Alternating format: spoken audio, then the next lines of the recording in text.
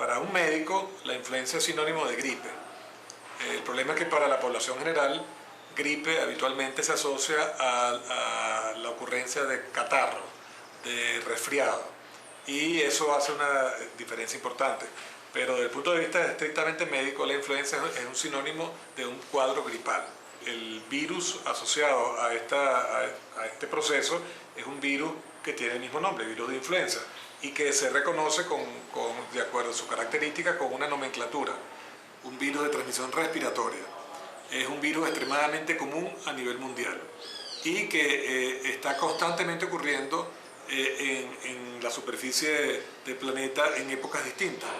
En el hemisferio norte, normalmente en los países que tienen estaciones, es un virus que típicamente se transmite en la época de invierno.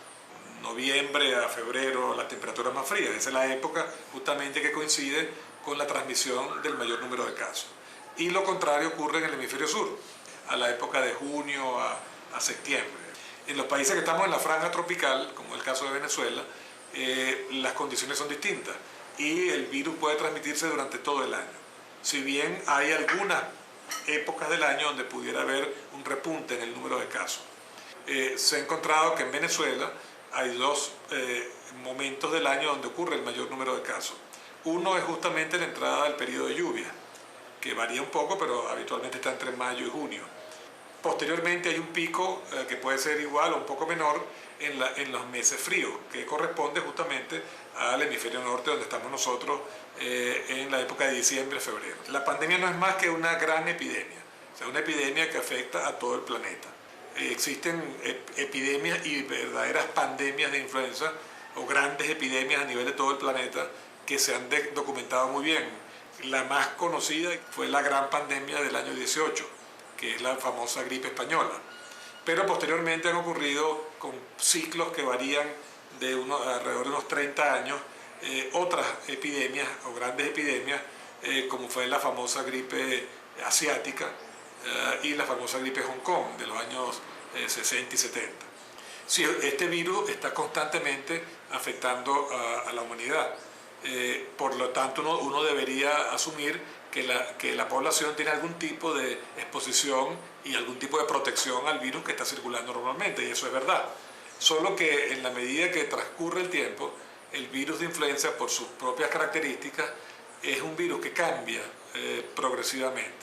Y esos cambios pueden ser muy discretos y se van acumulando en el tiempo, o pueden ser muy bruscos. Y para propósitos prácticos se originaría una nueva variedad del virus a la cual la población no ha estado expuesta previamente. Cuando esto ocurre, por las circunstancias que se conocen desde el punto de vista médico y epidemiológico, se presenta entonces una situación donde una nueva variedad del virus, no reconocida por la población a la cual no ha estado expuesta previamente, puede en teoría infectar a toda la humanidad. Y aunque eso no ocurre en la práctica, hay un porcentaje muy alto de la población que puede infectarse durante estas situaciones de grandes epidemias. Por eso existe la gran expectativa y el gran temor a nivel de las autoridades sanitarias internacionales, porque por primera vez, después de más de 40 años, estamos viviendo una situación donde podría originarse una gran epidemia de influenza a nivel mundial. Afortunadamente, el virus que está reconociéndose en este momento por los organismos internacionales es un virus que está causando manifestaciones y complicaciones que no son muy distintas de las que uno ve con la gripe convencional que se ven todos los años en todos los países, donde las personas que tienen algunos factores de riesgo, como es el caso de las infecciones respiratorias, como es el caso de enfermedades crónicas, enfermedades cardiovasculares, personas que reciben tratamiento que suprimen su sistema inmunológico por alguna razón, son los que tienen el mayor riesgo de complicarse con algún problema adicional que pudiera eventualmente ser grave y pudiera eventualmente llevar hasta la muerte de la persona. ¿En qué porcentaje? Hasta el momento, la proporción de casos que mueren en relación con el número de casos que se diagnostican, que siempre está por debajo de los casos reales, no sobrepasa 0.4%. Esto quiere decir que solamente uno de cada 250 o más personas que han tenido síntomas importantes de esta infección han realmente muerto como consecuencia de la infección.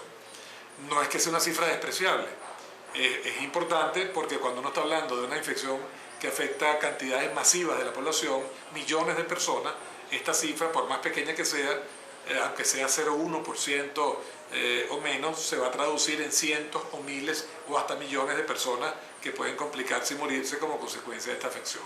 Ya tenemos casos en todo el continente y Venezuela está inmersa dentro de esta área de transmisión. Y el número de casos casi inevitablemente uno puede predecir que van a aumentar. No van a tener necesariamente que ver con exposiciones en otros países, sino que ya surgirán, y como han ido ya constatándose, casos de transmisión a nivel local. Cuando eso ocurre, la población y las autoridades sanitarias de cualquier país tienen que tener estrategias un poco distintas, porque ya no es lo mismo tratar de contener una infección a nivel de los puertos, de los sitios de intercambio, de los viajeros, que tener una infección en la misma población. Es una enfermedad para la cual existen medicamentos que permiten reducir el chance de complicaciones y de eventual muerte. Pueden incluso utilizarse para prevenir infecciones. Solo que la disponibilidad de estos medicamentos no es ilimitada y los países tienen un número determinado de cantidades de dosis del medicamento que tienen que administrarlo con ciertos criterios para poder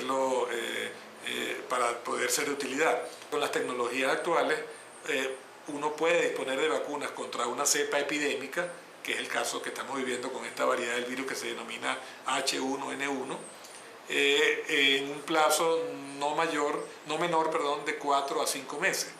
¿Qué va a ocurrir en relación con este virus epidémico que estamos reconociendo recientemente?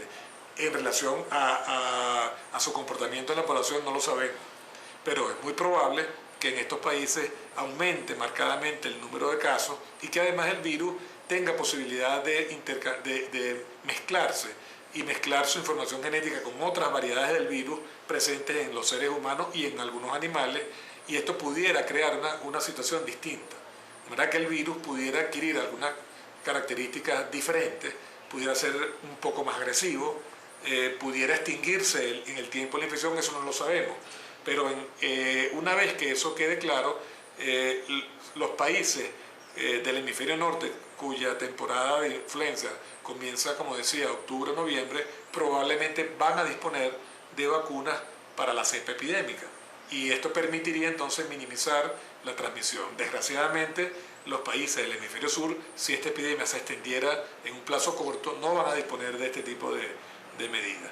Y van a tener que basar su estrategia de respuesta desde el punto de vista sanitario en medidas de control de la transmisión, en medidas de barrera, en medidas de minimizar el número de casos o por lo menos hacer que el número de casos alcance un nivel en el tiempo mucho más, en un periodo de tiempo mucho más prolongado, de manera que el sistema de salud esté en capacidad de responder.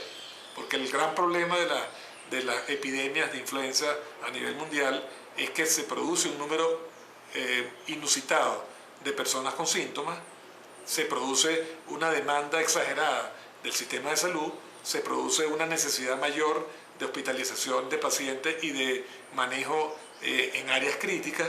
Por eso los países tienen que estar de alguna manera en este momento haciendo todo el esfuerzo para disponer de una capacidad de respuesta que permita que ese exceso de personas que se van a enfermar, que esas personas que van a requerir hospitalización e incluso tratamiento médico puedan ser atendidas en algún momento dado. El nivel de preparación en este momento debe ser el máximo. Eso en la escala de los organismos internacionales corresponde a lo que se llama el nivel 6 de preparación, que es cuando ya oficialmente se decreta la ocurrencia de una pandemia. Ya estamos en ese estado. Y cuando se dice que se llegó a la fase 6 o a la fase de reconocimiento de la pandemia, lo que se está queriendo decir es que todos los países deben prepararse para enfrentar una situación donde va a haber con muy alta probabilidad un número muy grande de pacientes que van a requerir atención médica.